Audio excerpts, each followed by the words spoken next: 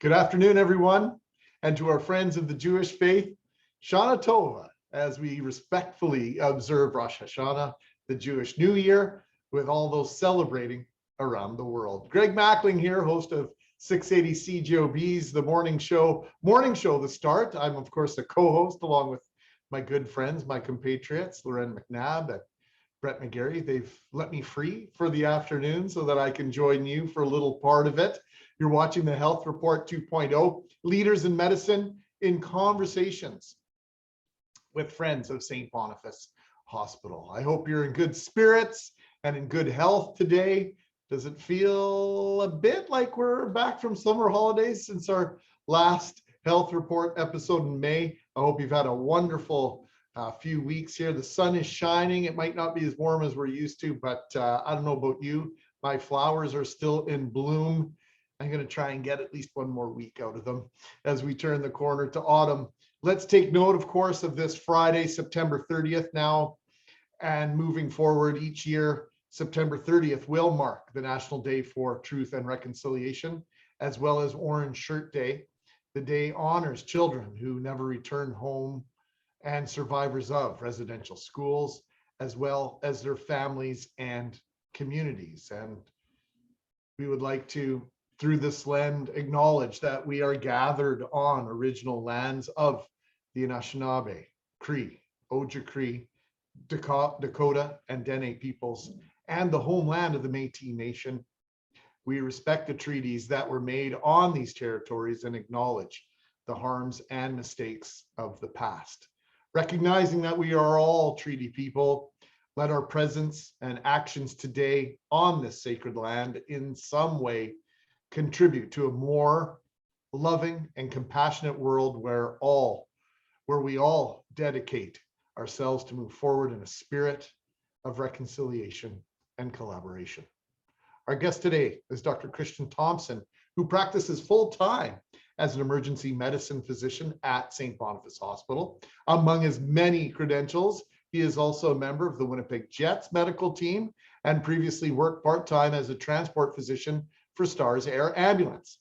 His professional interests include healthcare administration, professional advocacy, and health policy reform. Dr. Thompson, you may know, was the president of Doctors Manitoba for the 2021-22 year, building on many years of service with that organization.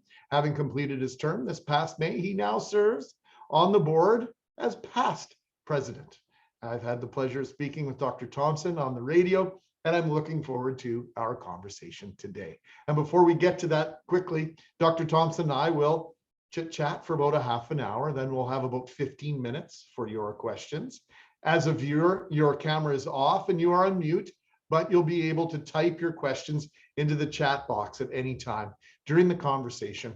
We'll do our best to get to as many questions as our schedule allows. So without further ado, please join me in welcoming Dr. Kristjan Thompson. Dr. Thompson, good morning and good afternoon, I should say. Yeah, good afternoon, Greg. It's good to finally see you. I've certainly heard you, but it's good to see you virtually. Thanks. I'm happy to be here. Well, you know, you've been so accessible throughout the pandemic, and if I may just say so on behalf of my co-hosts, my colleagues, and of course our listeners, your access has been invaluable over the years, and so many ways where we could take this conversation. I want to leave time for our viewers to ask questions. Most of us know, and let's jump right into this. There's a huge construction project taking place at the south end of the St. Boniface Hospital. And that is, of course, is to expand the emergency department there. How excited are you to know that this redevelopment is taking place? I know I go past there at least 3-4 times a week. One of my boys goes to school in St. Boniface, so I try and keep tabs on what's going on. Answer on a scale of 1 to 10 about your excitement on this. Okay, 1 to 10, eh? Well, you know, we tell our patients to rate their pain on a scale of 1 to 10. And the other day, I had a patient who was casually texting on their phone, telling me that their pain was 10 out of 10. I explained to them that 10 out of 10 would be the worst pain you've ever felt in your entire life, like near death. And I'm not kidding you, they were playing Candy Crush. And while they were playing Candy Crush, they didn't even look up and they said, yes, my pain's a 10. So I don't want to unenthusiastically say 10 to you. I'm not really sure that that's a meaningful scale enough for like how excited I am. I'm very excited for this redevelopment. It's something that absolutely needed to happen. When I think back to when I started my medical journey back in 2007, at that time, folks were talking about how badly we needed a new department then. So it really has been a long time coming. I love St. Boniface, and it's the people that make it so special. So as long as I get to work with the people, I could look past the holes that we've patched with duct tape and the stains on the low hanging ceiling. But all that being said, I know for a fact that this new ER will really help us provide the very best in patient care. The people of Manitoba really do deserve a state-of-the-art department, especially considering we are the cardiac referral center for the province. And we are the second largest tertiary care emergency department in the province. So, as healthcare demands are rising, technology is increasing, an aging population on the rise, we know that we need to expand. Right now we're seeing about 50,000 patients per year, give or take. In about 15 years, we'll be seeing about 75,000 patients per year. So we're going to need a bigger boat. I like the way you put that. My partner in crime, Brett McGarry, is the movie guy, and Jaws obviously is a classic film. It's one that ruined my life. I will not go into open bodies of water, but that's a discussion for another day. But a great Jaws reference there. I'm going to make a football one, if you don't mind, Dr. Thompson. I know you do work for the Jets, and of course the Blue Bombers have their stadium, which is just 8 years old now. And I know that Brian Dobie at the University of Manitoba talks about how that facility, IG Field, allows them to do some serious recruiting, allows them to maybe gain an advantage that other programs don't have. And I know from speaking to the Blue Bombers, they feel that they have the best facility in the league, and that allows them to compete for free agents. So maybe talk about what your colleagues that you're working with now are most excited about in terms of a new facility, and what a new facility may do in terms of recruiting others from other places to come and practice medicine and be part of the solution here in Manitoba. Yeah, I mean, let's talk about space to start off, right? Our footprint right now, we're looking at about, it's like 20,000 square feet. Maybe just under that. This new department's going to quadruple that. And again, the numbers are changing, and correct, I could be wrong, but it's close to 95,000 square feet is what we're expanding to, which is quite a significant increase in size. And I can't begin to tell you just how important that's going to be for folks. Imagine this, you're sick, you might be having the worst day of your life. You're in the emergency department, so your day can't be going too well. And you're in a waiting room, and it's so jam-packed, that some folks are standing. There's no room for loved ones to sit beside you and console you while you wait. There's no privacy whatsoever, and it's just awful. Now, it's not always like that, but there are some days when we are full to the brim, and we've clearly outgrown the waiting room that we have.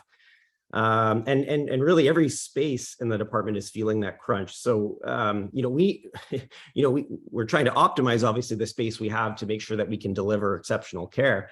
But having more space will allow for more privacy, more dignity, and quite frankly, much safer and more humane care. Yesterday I was working in the department, and we were in our observation area. So there's no windows there. To be honest, again, I love the place, but it's kind of like a dungeon.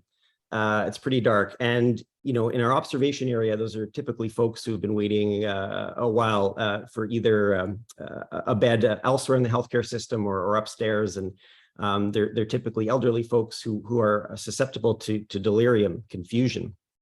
And we know that not knowing what time of day it is, not having a proper circadian rhythm can actually worsen delirium or confusion. And you know, when I was looking at the plans for the new department, the first thing I noticed was there are windows, there's light.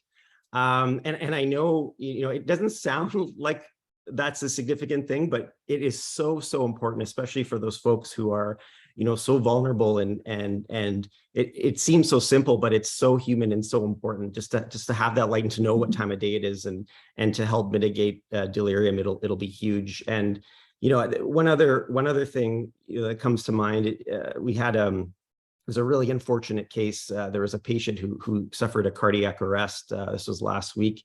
You know, they did have a terminal illness, but it was a relatively recent diagnosis, and the family really wasn't prepared for the loss. And unfortunately, this patient passed away.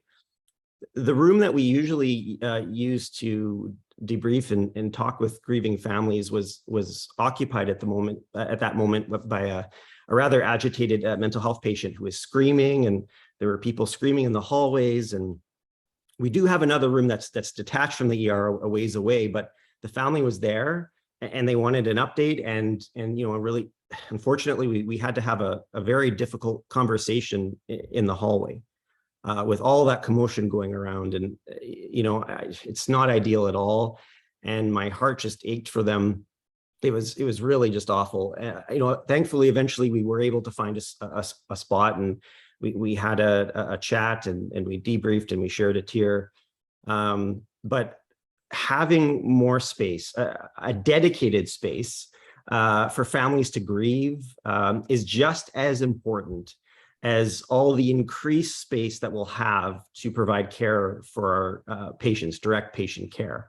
You know, after all, we're in the human business. And so I think this design will be much more human, and I look forward to that. This is resonating with me. It's been just over 20 years now, 20 years in a month, since my mom spent her last hours in an emergency room. It was at HSC, but I know exactly the type of room, the family room that you're talking about at HSC, and that's the type of space that I learned that my mom had passed away, just, you know, meters away from where I was. And of course, we also know how critical, we've learned how critical family is to the prospect of recovery. And the family have become such a critical part of the care team. And so to have those spaces available isn't just a luxury, it's a necessity. Yeah, I'm so sorry for your loss. My heart goes out to all the families that have had to hear, you know, the hard truths. I mean, it's a part of life, and it's an important part of life. But we need to do our best to make sure that those moments are as human as possible. And I really do think having a dedicated space to do that is so critical. So again, I'm sorry for your loss, and you know, we're always trying to do better, and I do think that, you know, having this space will be so critical for that. Well, I, like many thousands of Manitobans, grateful for every moment of care my mom received in that emergency department. I know everything possible was done to try and save her, and I'll be forever grateful for that. And with that in mind, families that have had experiences that have changed their lives get together. One such event, St. Boniface Hospital Foundation held its soiree, Rosé Soiree fundraiser in support of critical cardiac care in the emergency department. And what a beautiful night that was. I was unable to attend. I was at a different event, in fact, but the evening was such a huge success. Repeatedly, donors have rallied in support of advancements for patients at the hospital. And I think typically most of them have a personal connection. There's a story there behind why they do that. But as a care provider yourself, Dr. Thompson, you work on the front lines. What would you like donors to know specifically about the positive impact they can have on emergency care? Because once again, I think for a lot of folks, there's this notion that maybe there's a blank check attached from the government for this expansion, and that's not necessarily the case. Well, there's no question that the support from the foundation directly impacts patients, and it saves lives. And when I teach medical students and residents, I always like to start with a clinical case. I think it helps, to conceptualize things and it really drive the point home. So I can tell you about this one patient I saw. This was a couple years ago, and she was young, in her 40s. She had an elective plastic surgery procedure, and came into the department very sick. She was breathing really fast, really, you just couldn't catch her breath. Her heart rate was going a mile a minute. She looked white as a ghost, and was kind of almost slumping over in the Staxi chair we had her in. And they saw her at triage. They recognized, okay, well, this patient is critically ill. They grabbed my attention, and as they were wheeling her in, her that shade of white went to like a really just awful shade of gray. I knew that we were in a few seconds, she was likely to go into cardiac arrest. Her breathing was quick and her heart rate was just skyrocketing. And I had a portable ultrasound machine with me. I'm thinking, well, recent surgery. She had a bit of swelling in one of her legs, fast heart rate. She's needing oxygen. One of the things that we think about is a pulmonary embolism, a blood clot in the lungs. As they're moving her from the Staxi chair to the bed, I had the portable ultrasound. I put the probe on her chest. There's a dozen people around here putting stickers on her, getting her from her street clothes to a gown, and just like as she's getting the gown put on, I was able to look at her heart with the ultrasound probe, and I saw the right side of her heart was really, really dilated, and that could be a sign of a massive blood clot in the lungs. And so at that moment, I called for a medication called TPA. It's a medication that breaks apart blood clots. It's something we don't use often because it can be dangerous. If we're wrong and we give it to a patient, it can cause life-threatening bleeding. And so we only use it really when it's sort of like last-ditch sort of effort. But because I had that information from that ultrasound probe, I knew that was likely the diagnosis. And we gave her the medication, and within half hour, her vital signs started to improve, her color improved, and she went on to have a uneventful stay in hospital and was home within a week. Wow. Back in the day, what would happen is, if we weren't really sure the diagnosis, the patient would have to go up to the CT scanner, then we would confirm the diagnosis, come down. She didn't have that time. Right. That diagnosis needed to be made in that moment. And I do think without that ultrasound probe to make that decisive decision, she wouldn't have survived. And so that is an example of something that the foundation had supported, that without their support, without having that medical equipment, she wouldn't be here with us today. Also, one thing that we were crying for support was to have emergency blood in our department. I remember one case when I started earlier on in my career. It was a patient who was post-op, came in and massive bleeding. We needed to give blood at that moment, and we didn't have emergency blood in our emergency department. Go figure, that the second largest ER in the province, we didn't have it in the ER. That doesn't sound right somehow. Sorry? I say that doesn't sound right. No, it's not at all. But thankfully, we had a healthcare aide working, and I told him he's got to join Team Canada and the track team for the Olympics. He was able to run up to the blood bank, bring it down, and it saved that patient's life. But it still took a lot of time. And now that we have the blood fridge, that's directly supported by the foundation in our department. A few months ago, there was a patient with an ectopic pregnancy that had ruptured, and blood in her belly, came in pale as a ghost, unstable vital signs, and she needed blood now. And, I had to walk 10 feet. We pulled it out of the fridge. We gave it to her, and she went up to the operating room and survived. And again, these are direct impacts in how we provide care, and the support has directly saved patients' lives. And these are just two examples of so many. So we were so grateful, and I just want the folks out there who have been so generous with their time and their money and their support. that you are making a difference, and we are able to do what we need to do thanks to your support. So, you know, a little plug for the foundation and all the great work they do. It's you know, we're very grateful for them. Yeah. Well, we have lots of conversations, in particular during the hospital lottery and at other times in the year when we're talking about St. Boniface Hospital, and in my 11-year relationship, 11-year plus relationship with the foundation. So many stories, so many people I've been able to look in the eye that wouldn't be here if not for the equipment, the technology that was purchased and acquired because of the foundation through the generosity of the donors, that bumped up the priority on that priority list of things that, you know, are in the kit bag, so to speak, that might have not otherwise been. You know, there's nothing more frustrating than knowing something exists and we just don't have it at our disposal. And that's the power of the foundation in my experience, Dr. Thompson. Let's shift gears a little bit, because it's impossible not to have a discussion about darn near anything right now without discussing pandemic and the impact that it's had on all of our lives. And of course, the emergency department at St. Boniface Hospital. I thanked you earlier for your time and for your access throughout the pandemic. Thank you for your work and all your colleagues who've been working endless hours. And look back over this past 24 months, if you be so kind, and compare and maybe contrast the mindset of yourself, your colleagues now versus 24 months ago, in terms of hopefulness, resilience, and maybe the lessons learned along the way.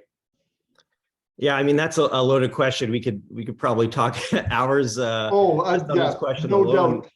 You know, I got to ask, Greg, what do you remember about the very beginning of the pandemic? Like, in one sentence, like, how would you sum that up? Like, what's your kind of first sort of memory of how things started out? Well, as a parent, I guess the concern for my child and what sort of impact, and I have parents. My dad is 70 plus. My stepmom deals with a litany of different health issues. My baby sister deals with MS. So I guess those were my first thoughts, was how is this virus going to impact those with pre-existing conditions, and are we prepared to look after people that might not otherwise have a need to come to hospital? Yeah, no, absolutely. I mean, that really resonates obviously with me. You know, I'm an optimist, and you know, when I was thinking about sort of the last 2+ years, when I wear my rose-colored glasses and I think about, you know, the first month of the pandemic, you know, I think back to those days, you know, sitting in my PJs and watching Tiger King with my wife, and, you know, having to go to 3 different stores to find toilet paper. You know, that's what I want to remember. But when I really think about it, what I do remember is being just terrified. You know, I was watching what was going on in Italy and New York, and it was just unbelievably scary. We knew very little when things started out. You know, I saw colleagues around the world who were dying. We didn't have a life-saving vaccine, and I was on the very front of the front lines. And you know, if you came in and you were dying from COVID, and I did see, unfortunately, folks who succumbed to COVID-19. I saw many folks who I had to intubate and put on a ventilator and sent to the ICU. But at the beginning, us in the ER were the ones that were going to be the first sort of to encounter the sickest of the sick. And, you know, we didn't know much. And I'm watching TV and I see, you know, I look at the US and I look at overseas, and all the healthcare providers, they're wearing, like, it almost looked like they were wearing spacesuits. You know, they had all this gear. And then I'm looking at what we got, you know, our yellow gowns, or in some cases, you know, over glorified garbage bags, you know, the visors that we put, you know, we threw together on the weekend, you know, the N95s that at the time, at the beginning, we didn't know if we were going to have enough. And we thought we were going to have to reuse them. So we actually one of our docs bought a special light a UV light that would disinfect them in between use. Thankfully we ended up having a good stockpile, and we didn't have to do that. And I think someone's using that UV light in their tanning bed right now or something like that. But just can you imagine just knowing that every time you leave home and you're going to work, you're driving to your shift, and you're going to see something that you're going to encounter something that's potentially could kill your patients, could kill your colleagues, could kill you, and could even kill the loved ones that you have at home. And that with a couple of weeks of the pandemic, I actually emailed my lawyer and asked them to draft me a will. So that gives you a sense as to how things started out for me. And there were struggles and there were triumphs, and during the tough times, I remind myself that in less than a year there were global collaborative efforts that saw the development and the worldwide distribution of a safe and effective vaccine that has truly saved millions of lives. I'm reminded of my amazing colleagues, physicians, nurses, healthcare aides, allied health professionals, who really just sacrificed and poured their heart and souls on the front lines of this pandemic to the care of their patients, and just were this truly a source of inspiration, of strength and resiliency. And our group at St. Boniface, when we weren't working, we were meeting, sorting out policies for our colleagues and for our patients to ensure that we were providing the most up-to-date care. We were reading the latest studies, and it was just 24/7 work. Us younger docs were seeing COVID patients for some of the older docs or docs who are immunocompromised, right? We knew at the beginning that an advanced age or being immunocompromised would put you at significant risk of dying from COVID. So we stepped up and we did our part to ensure that they weren't, that their exposure was limited. Our work family, we call ourselves a family, and we always been a family, but really that was galvanized during the pandemic. You're isolated, you're distancing. Don't get me wrong, I love my wife, and it was really great to spend the time with her at home, but coming to work was sort of our social network. It was our time to commiserate and to laugh and to cry. And, it really was those moments with my colleagues that really got me through it, and we supported each other, and it really was a team effort. And I think without them, we wouldn't have, I wouldn't have got through it. So, I could talk, I could talk for hours and hours about this. Sure. I mean, there is one story I think I just wanted to share. And I've shared this, during my time as president of Doctors Manitoba, this story. So I apologize if you've heard it before, but there was one patient who came in whose mother was dying from COVID. And he was unvaccinated, and he was very staunchly anti-mask, anti-vax. And I had called him and I said, you need to come. Your mother's very sick, and you need to be here.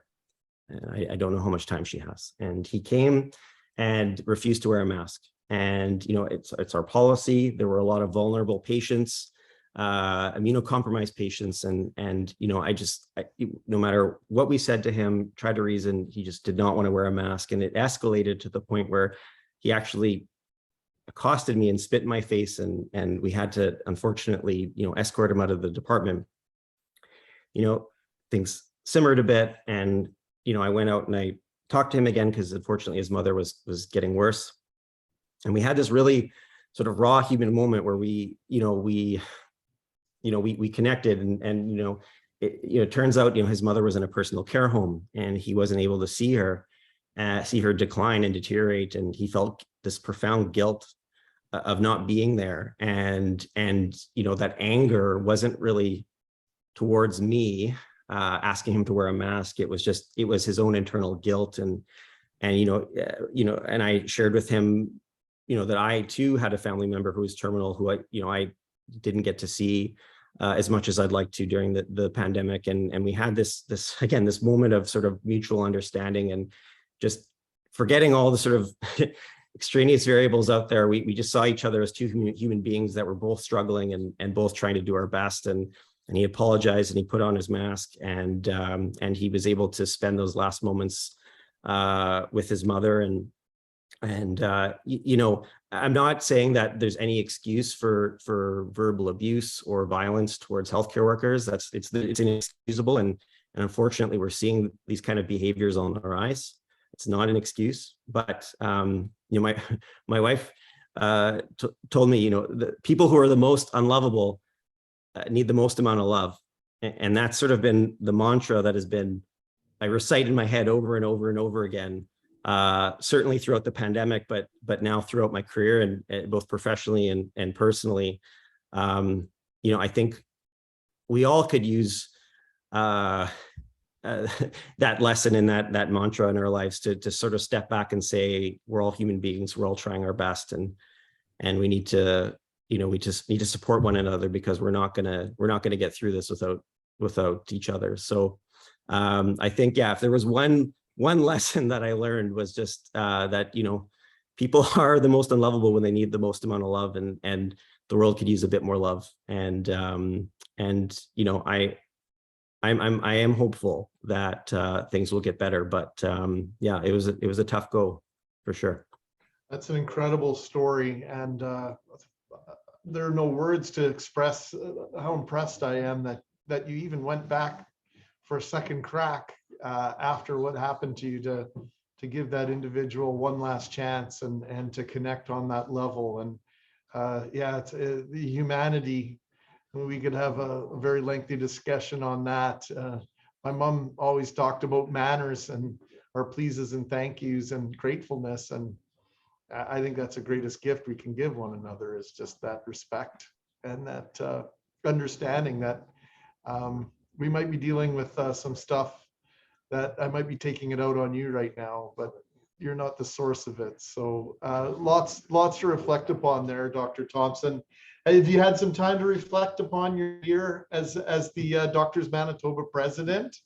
And, obviously a tumultuous time, but did you achieve some things that maybe you'd hoped going in, or looking back, you say, I never imagined I would have been able to accomplish or take care of A, B, or C? Yeah. A lot of people ask me, why, what motivated you for doing it? And, I joke, I say, well, I really like going to meetings. I don't know why. Maybe I was. You do like going to meetings? I do. Maybe I was dropped on my head. I thought there was some facetiousness there. Okay. All right. I don't know. No, honestly, the last year is probably the longest and yet somehow the quickest year of my life. I was humbled and grateful for the opportunity, and it was a true honor and privilege to serve as president of Doctors Manitoba. I think it stems from a firm belief that if you're not at the table, you're on the menu.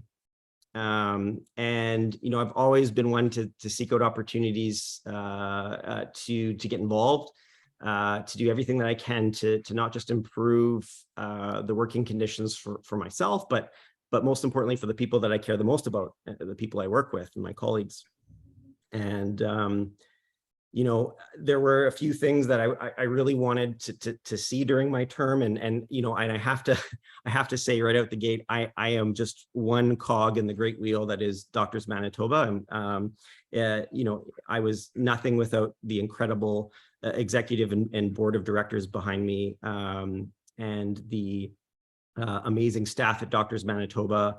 Our dynamic and transformative CEO, Teresa Oswald, really, all the credit of all the things we achieved really does go to them. I wanted to see our organization become a compelling voice for the profession in the province, advance our public advocacy efforts to have more of a presence in both media and in the public, and to stand for good public health policy, but to also stand up for physicians in the profession, and I hope we move the needle a bit on that. Ensuring that we got good supports, COVID supports for physicians. So one thing that was pretty tough, certainly from a staffing perspective in the ER, was if you had even mild symptoms, you weren't able to work. Well, you can't just call in sick to an ER shift. Someone has to cover it. And so, thankfully, working with government, we were able to find a pathway forward to be able to compensate folks for coming in away from their families during really scary and unpredictable times to ensure that Manitobans were getting emergency medical care. I sought to start to build relationships with government and health leadership. We didn't always agree on things, but in the past, I think Doctors Manitoba was quite an effective negotiating body. We have and continue to be a strong negotiating body, but I'm a firm believer that I think everyone's trying to do their best, and I don't think you go into government thinking like, oh, how can I make things difficult for folks. You go in to make things better, and you can't know and be able to do everything. And so I really wanted to foster the relationships that we had with health system leaders and government to ensure that we had more direct communication to have the voices of physicians heard. And a lot of people think, you go in the media and you talk about this issue and it gets a lot of press coverage. They think, well, that's the way to go for solving these problems. To be honest, actually, 85–90% of the successes that we had at Doctors Manitoba were actually, behind closed doors meetings with health system leaders and government, actually having conversations and having mutual respect. And talking about the issues in a frank way, and really listening to one another, and that is really, I think, how we move the needle is trying to come together and drawing on the expertise, and the perspectives that we have. I think we can achieve more by working together, and so I was proud of the efforts that we were able to achieve in that realm. And last thing I'll say is, and I said to our CEO, Teresa Oswald, I said, if there's one thing that I accomplished as president of Doctors Manitoba, it's to re-sign you as our CEO. And thankfully, we were able to do that as well. So she's been just so transformative and such an amazing support for not only our organization, but for our profession. So I'm just so grateful to be able to work with her and have her really just drive the fantastic change that we've seen at the organization. So again, I could probably talk about this for an hour, but all in all, it was a tough year, but it was very rewarding, and I wouldn't trade it for the world.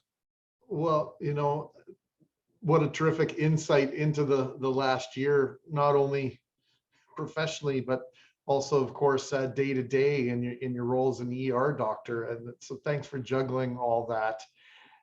People are at the core of this system. People talk about the healthcare system as this inanimate object. Well, it's not. It's people. People are at the core.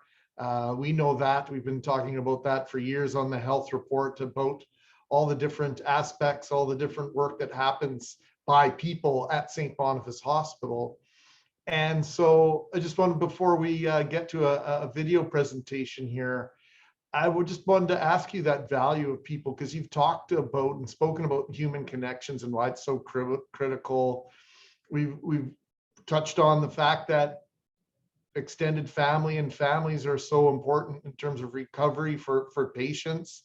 I know I was when my boys were in the NICU. See, I said me, when I was in the NICU, it was a month, but I was taken care of as well. My wife, my boys were, of course, at the center of that. We were part of the care team, but the nurses and the doctors were also concerned about us. And that's when I really realized personally what a calling being a physician is, what a nurse is, anyone, a practitioner, anyone who's working in a hospital, really, they're all focused on the same sort of thing. So just talk just a little bit about human connections and medicine and why they're so gosh darn critical. Yeah, I mean, you know, I think medicine is almost like it's like the great equalizer. You know, it doesn't matter who you are, we all get sick.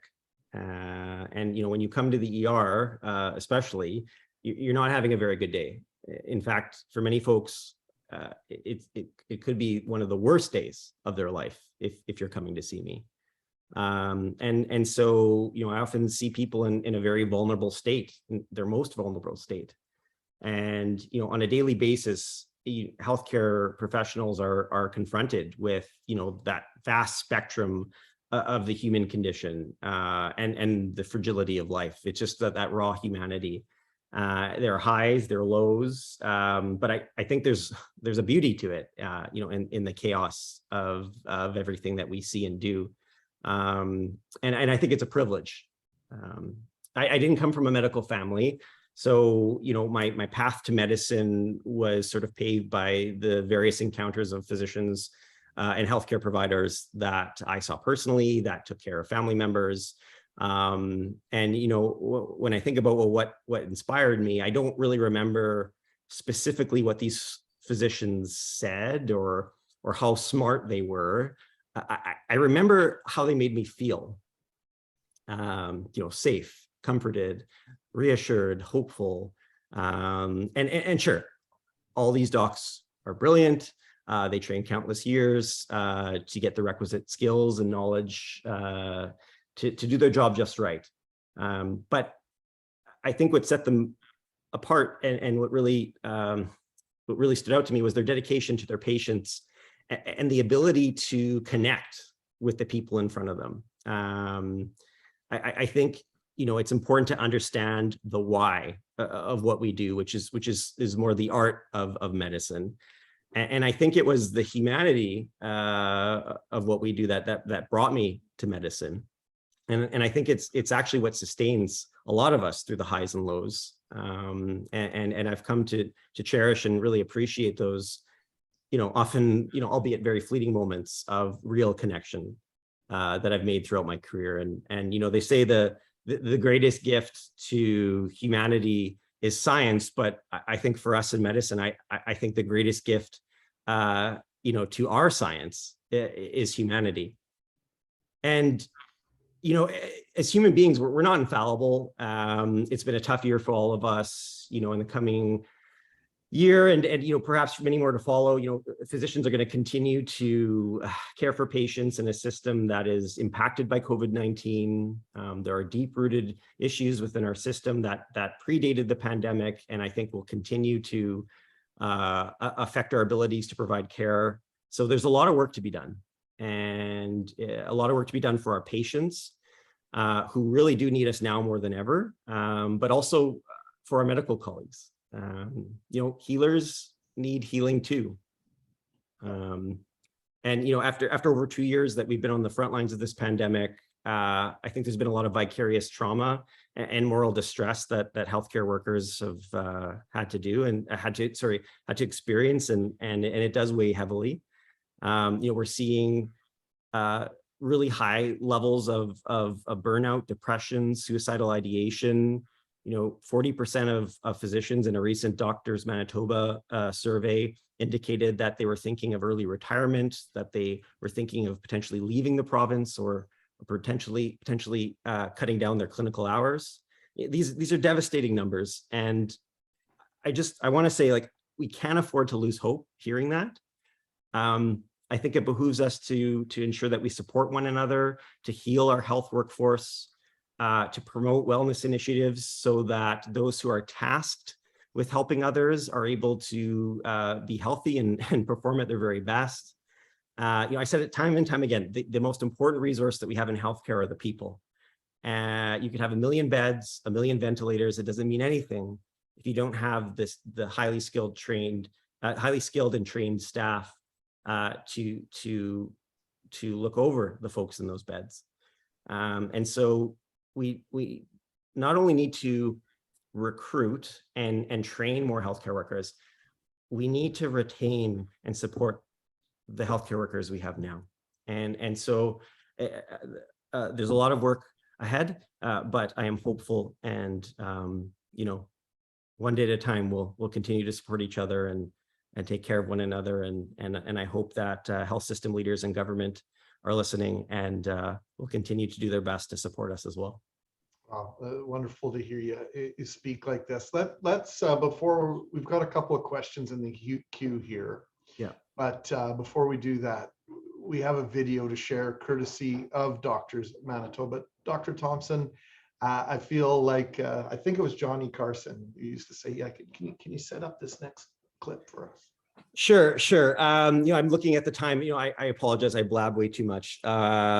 This case was a case I shared at the beginning of my term at Doctors Manitoba. It was summer. It was between waves 1 and 2. It was a hot day. Even the walls were perspiring. It was so hot, and even more reason why we need a new emerge department, better temperature control. Anyway, it was a hot day. And, we hear that a code blue's coming in, we get in our PPE, and, a paramedic announces, there's a 20-year-old female, cardiac arrest, and, our hearts sank. It's always devastating that there's a patient who's that sick, but when you hear of a young patient that's suffering, it just has that added sort of gravity to the situation. And she came in and was getting CPR, and we had heard that she was in cardiac arrest for 60 minutes. 60 minutes. Like we knew what that meant. We knew that the odds were increasingly stacking against her. With each passing moment, her chances of a meaningful recovery were dwindling. We were thankfully able to get her heart beating again. We saw her left arm move, and she was breathing on her own. And it was this glimmer of hope that was quickly dashed away. She slipped back in and out of cardiac arrest. We just kept working. And after 90 minutes, we were able to maintain a pulse.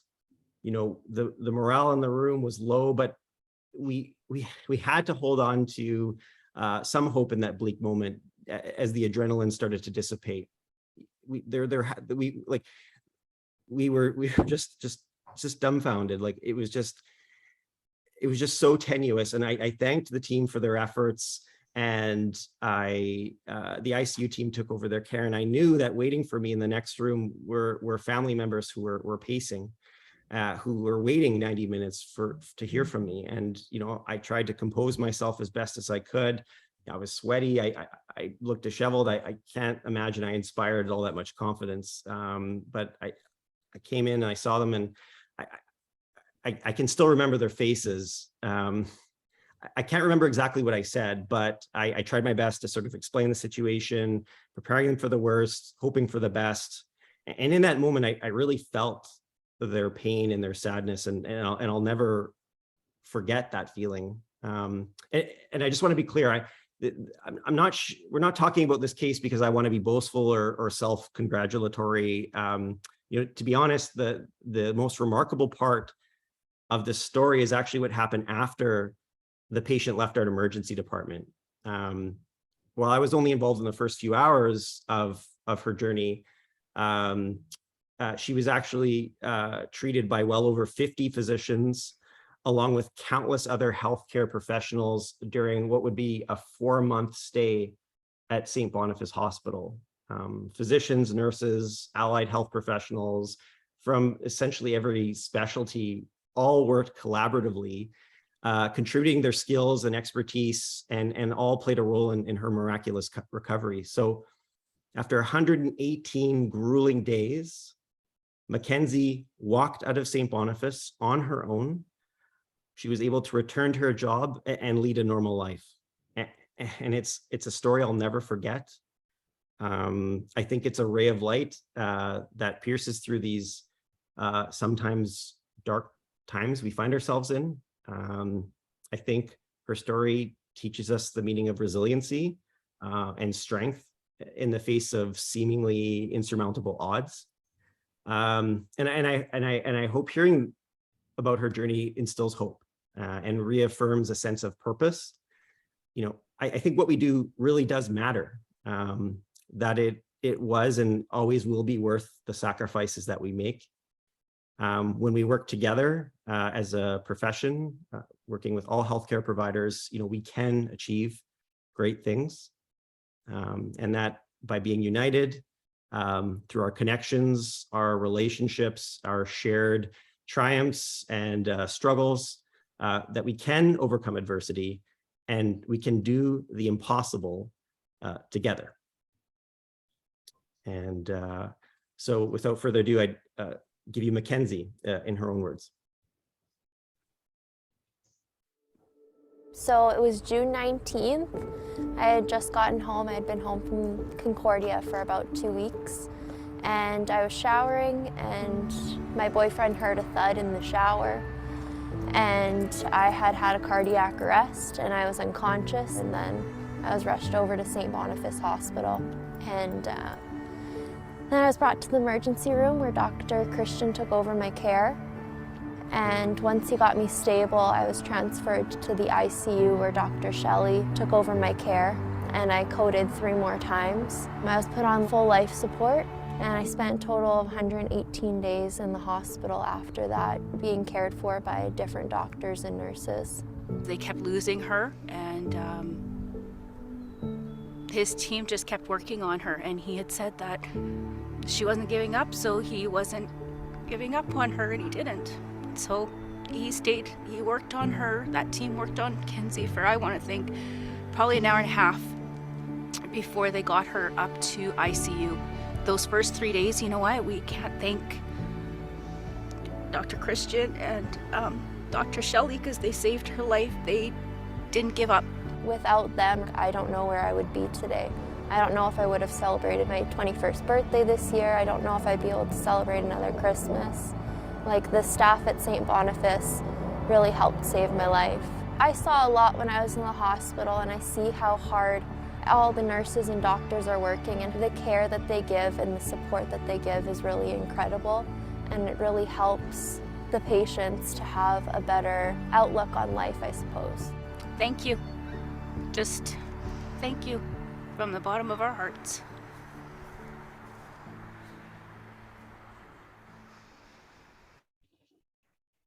Thank you, Mackenzie. Thank you, Doctors Manitoba, for sharing that story. I know that Dr. Kristjan guy, and I know that Dr. Shelley person too. Both wonderful people in our system. And we're running out of time quickly here, Kristjan. This has been a terrific insight and conversation about the humanity, I think, that is within the medical system. And once again, there's that word system. And I think we just have to keep reminding one another that at the core, at the heart of that system is human beings. You highlighted it. We could have 1 million respirators, 1 million hospital beds, but without any doctors, nurses, practitioners, janitorial staff, you name it, without people preparing the food, we can't care for folks. So one quick question, and then another one maybe on a positive to wrap things up. Is it true the ER is least busy when the weather is nice? Well, that's a good question. I think it depends. I used to work for Stars Ambulance, and nice weather usually meant folks were going out to the cottage, were going on ATVs, and sometimes making bad decisions as they were having fun times and unfortunately, getting injured. So actually, especially during the summer months when things are quite nice out, we're seeing a lot more trauma or injuries related to good times gone bad. There's definitely an ebb and flow to the acuity that we see in the emergency department that isn't always predictable, but sometimes is. Mondays are always bad. Folks coming back from the cottage on weekends. But I would say that we see different things depending on the weather. For example, when it just snows and things are icy, we see a lot of broken bones, people falling. We see when there's a heavy snow, we actually see a lot of heart attacks. Sure. Because people who are inside come out and they shovel snow, and that's the time that unfortunately it happens. So we do see those trends. We're very superstitious in the ER as well. So depending on who you talk to, full moons and acuity, there's a relationship. Honestly, I am superstitious, but also I think it really does vary. So I think it's not necessarily that there are less busy times and more busy times. I think there's just different things we see depending sometimes on the weather and other sort of variables. But I'll tell you this, there's never a dull moment. Every day is different. I'm not superstitious. I can't remember who says that I'm a little stitious. I think it'd be Michael from The Office, maybe, who's a little stitious. Okay, so we're going to wrap it up on this. What would you say is one of the most rewarding aspects of working in the emergency department at St. B? Do we have another hour? No, we have 4 minutes. My coffee is going down the wrong way, I I'm promise. going to put my radio guy hat on now. I would say we have 4 minutes. All right. Well, you know, I think it's the people. And I think I said it before. I work with some pretty awesome folks. You know, we see some bad things. We see some scary things. We see some funny things. But we are able to laugh and cry together and support each other. And yeah, I think if I didn't work with the people I worked with, I wouldn't be at St. Boniface. I think it's the people that makes, like, St. Boniface is a special place. I knew actually very early in my training that I was going to work here. You know, it was pretty much my first year or second year. I was like, this is where I want to be. And I couldn't put my finger on it. It was just like this sense of home, of this warmth. Not to say I love Health Sciences Center. I had a great time there. There's amazing people there. I miss them. But there was just something like a certain je ne sais quoi in my friend, you know, a French hospital. I used to be functionally bilingual, by the way, but if you don't live a language, you lose it. But yeah, as many of my Francophone patients will attest to, my medical French is abysmal. But there is that certain je ne sais quoi and I think what it is, it's that sense of family, of belonging. And we really do look out for each other. And so that's why I come back. It's the people. Well, once again, thank you, Dr. Thompson. Thanks for what you do on a day in, day out basis. Please convey our appreciation to your colleagues in the trenches, and thank you for making some time for us today. It was very insightful. It was emotional. I wasn't anticipating that, although I should have known better from hearing you speak over the years and interacting with you. So we'll let you go and get back to what I'm sure is already a busy day, and we look forward to connecting with you again down the road. So once again, thanks for all that you do. Thank you so much, and thanks for the opportunity to speak. It was a pleasure. Thank you. Wonderful. So if you have any other questions, just email the foundation, and we'll send out those contact details to you. So if you have some things that, you know, oh, I should have said this, I should have answered that, asked that, we've got you covered. So if you haven't already done so, just type your questions in the chat box, and on a desktop, you should see a word bubble icon at the top of your screen, and then we can go from there. And that's really all the time we have for today. Dr. Thompson, once again, we send him his best, our best, for the work that he does. Special thanks to our friends at Bounce Design for producing today's event, of course, and we look forward to connecting with you again. Here's the date, circle it, November 18th. Tune in for the CJOB Radiothon of Hope and Healing, presented by the Vicar Automotive Group in support of St. Boniface Hospital Foundation. One of the highlights of the broadcast year at CJOB, I assure you that. And please watch your inbox for details on One Final Health Report 2.0 event for 2022. Yes, the year is coming to a close. On behalf of St. Boniface Hospital Foundation and all of those associated, I wish you a wonderful afternoon, and thanks for your time today.